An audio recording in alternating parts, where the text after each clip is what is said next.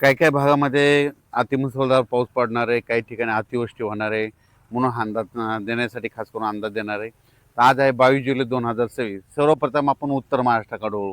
कारण की उत्तर महाराष्ट्राकडे इकडं त्र्यंबकेश्वर, दिंडोरी, वणीची देवी, त्यानंतर सुरत, त्याच्यानंतर मुंबई, नाशिक, त्याच्यानंतर मालेगाव, जळगाव, नंदुरबार, धुळे, जळगाव, चाळीसगाव ह्या पट्ट्यामध्ये काय होणार आहे 22 तारखेपासून म्हणजे आज 22 ते 26च्या दरम्यान काही काही ठिकाणी मुसळधार पाऊस पडणार आहे. म्हणून धुळे जिल्हा, चाळीसगाव तालुका, त्याच्यानंतर जळगाव जिल्हा, त्याच्यानंतर पाचोरा, बोदवड, रावेर ह्या तालुक्यातल्या शेतकऱ्यांनी अंदाज लक्षात घ्यायचा. त्याच्यानंतर नाशिक, मालेगाव, कळवण, सटाणा, नामपूर, येवला त्या सगळ्या पट्ट्यातल्या जर नाशिक दिलं तर सगळ्यांनी काय करायचं, ह्या 21 ते 26च्या दरम्यान नाशिक उत्तर महाराष्ट्राकडं काय काय ठिकाणी अतिवृष्टी होणार आहे म्हणून हा अंदाज लक्षात यायचा. अतिवृष्टी झाल्यामुळे वडी नाल्यांना नद्यांना पूर देखील येणार आहे म्हणून हे देखील लक्षात यायचं. म्हणजे त्याच्यानंतर मुंबईला देखील अतिमुसळधार पाऊस पडणार आहे. त्याच्यानंतर इगतपुरीकडे देखील चांगला राहणार आहे. संगमनेर, अकोले, ओझर, गणपती त्या परिसरात देखील जोराचा पाऊस पडणार आहे. जुन्नर, सिन्नर तिकडे जरी खूप या 21 ते 26 चांगला पाऊस पडणार आहे. त्याच्यानंतर कोकणपट्टी घाटमाता म्हणजे रत्नागिरीपासून इकडं पालघरपर्यंत ते घाटमाथ्यावरला पाऊस जोरात मुसळधार चालूच राहणार आहे 26 तारखेपर्यंत म्हणून हे अंदाज लक्षात घ्यायचा. पुण्याकडे देखील खूप पाऊस पडणार आहे. पुण्याच्या पश्चिम भागाकडं खडकवासला धरण क्षेत्रामध्ये, लाभ क्षेत्रामध्ये तिकडे देखील पाऊस पडणार आहे म्हणून एखाद्या खडकवासला धरणातलं पाणी देखील सुटू शकतं म्हणून सतर्क राहण्याची गरज आहे. नदीकाठच्या शेतकऱ्यांना आपण आपल्या मोटर काढण्याची तयारी ठेवावी. त्याच्यानंतर इकडं महाबळेश्वरकडं देखील 21 ते 26च्या दरम्यान खूप जोराचा पाऊस पडणार आहे. काही काही ठिकाणी अतिवृष्टी होईल, मुसळधार पडणार आहे. त्याच्यामुळे कोयना धरणामध्ये पाण्याच्या साठ्यात वाढ होणार आहे. एका दिवस हे कोयना धरण ह्या 8 दिवसामध्ये भरू शकतं म्हणून हे अंदाज देखील त्या कोयना धरणाच्या लाभक्षेत्रात लक्षात येतात. त्याच्यानंतर उजनी धरण म्हणजे उजनी धरणामध्ये काय झालं, उजनीला पाऊस उजनीचं जर कॅचमेंट एरिया इकडं पुणे जिल्हा हे परिसर आहे. तर पुणे जिल्ह्याकडे खूप पाऊस पडणार आहे. त्याच्यामुळं उजनीचं जे कॅचमेंट एरिया त्या परिसरात पाऊस पडल्यामुळं उजनी त्या धरणात देखील आवक येणार आहे म्हणून उजनीवासियाच्या लाभ क्षेत्रासाठी आनंदाची बातमी.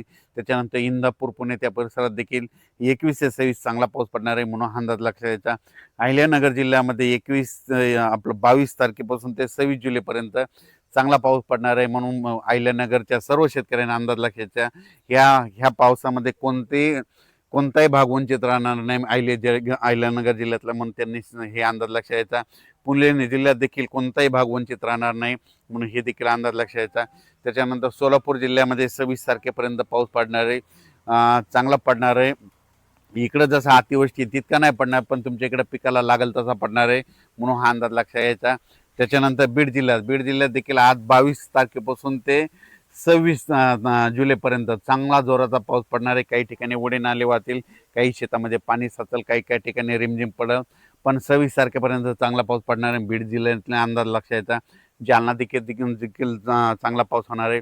संभाजीनगर जिल्ह्यातल्या शेतकऱ्याला सांगू इच्छितो की संभाजीनगरचा उत्तरेकडला भाग म्हणजे आपलं कन्नड, इकडं फुलंब्री त्या परिसरामध्ये काय होणार आहे, जळगावकडे अतिमुसळधार पाऊस पडत असल्यामुळं त्याच्या लगतच संभाजीनगर जिल्हा लागतो. त्याच्यामुळे संभाजीनगरच्या उत्तरेकडील भागामध्ये काही ठिकाणी मुसळधार पाऊस पडणार आहे.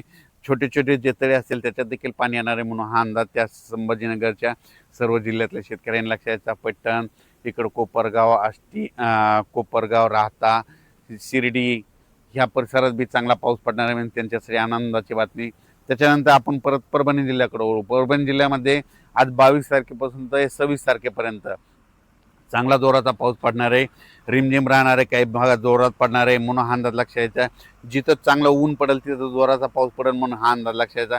26 तारखेपर्यंत परभणी जिल्ह्यात देखील चांगला पाऊस आहे आणि कालच्या अंदाजात सांगितलं होतं पालम पट्ट्यात पडेल तर पालमला काल रात्रीच्याला पडला आणि पालम तालुक्यामध्ये आज देखील पडणार आहे म्हणून त्यांच्यासाठी आनंदाची बातमी. बीड जिल्ह्यात देखील जे कडाष्टी भाग आहे त्या परिसरात थोडाफार पाऊस कमी होता तिकडे देखील झाला पण आज म्हणजे 22 ते 26च्या दरम्यान तिकडे देखील पडणार आहे म्हणून त्यांच्यासाठी देखील आनंदाची बातमी.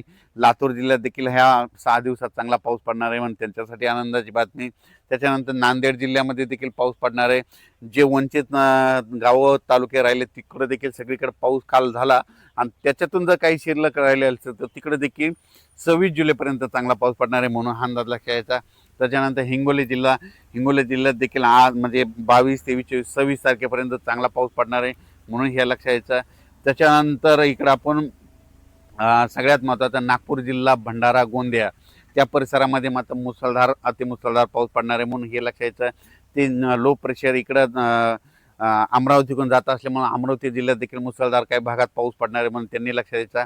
त्याच्यानंतर अकोल्याकडे देखील मुसळधार पाऊस पडणार आहे. अकोल्याच्या उत्तरेकडून म्हणजे परतवाडा, अचलपूर त्या परिसरामध्ये जोराचा पाऊस पडणार आहे म्हणून त्यांनी देखील 4 दिवसाचा अंदाज लक्षात द्यायचा.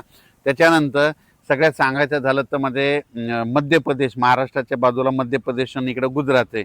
ह्यामध्ये 22 ते 26च्या दरम्यान मध्य प्रदेशमध्ये इंदोर, खंडवा, बुरामपूर त्या परिसरामध्ये, त्याच्यानंतर इकडं सुरत, गुजरातकडं खूप पाऊस पडणार आहे. त्याच्यामुळं महाराष्ट्राच्या बाजूचे जितके तालुके आहेत समजा लगतचे, मग त्याच्यामध्ये भंडारा येतं, गोंदिया येतं, अमरावती येतं, अचलपूर येतं, मोर्शी येतं, त्याच्यानंतर जळगाव जामोद येतं, त्याच्यामध्ये जळगाव येतं, जळगाव येतं, धुळे येतं, नंदुरबार येतं.